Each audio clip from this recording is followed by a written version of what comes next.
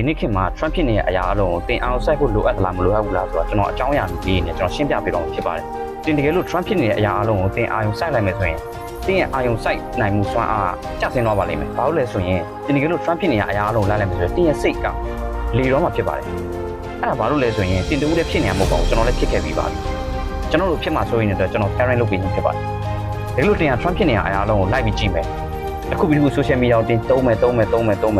နဲ့ပဲဒီ Trump ဖြစ်နေအောင်လိုက်ရင်ငါဒါလေးလိုက်ကောင်းမလားဟိုကလေးလိုက်ကောင်းမလား English speaking လေးတိုင်ကောင်းမလား Pure speaking လေးတိုင်ကောင်းမလား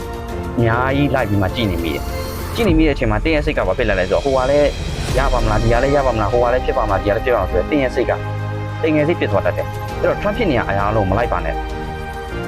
ကယ်လို့တင်းက professional တက်သွားခြင်းနဲ့ဆိုရင်အရာအခုလေးကိုပဲအာရုံစိုက်ပြီးလိုက်ပါဥပမာတင်းက English speaking နေချင်တယ် English speaking ကိုကြောကြည့်ရင်ဖြစ်တဲ့အထိကို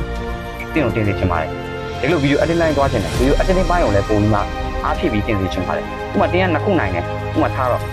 တောင်းသားလည်းဖြစ်တယ်ဗီဒီယို editing တက်ချင်တယ်ရတယ်ဖြစ်တယ် okay အဆင်ပြေတယ်ဘာမှမဖြစ်ဘူးတင်လို့ရတယ်ဒါပေမဲ့တင်းရဲ့အဓိကလုပ်ငန်းစွမ်းအားပို့ပြီးမှုတည်နေတယ်အဲ့တော့တင်စဉ်းစားပါမဖြစ်နေတဲ့အရာလုံးပုံတင်လိုက်မှလားဒါမှမဟုတ်တင်းကဒီ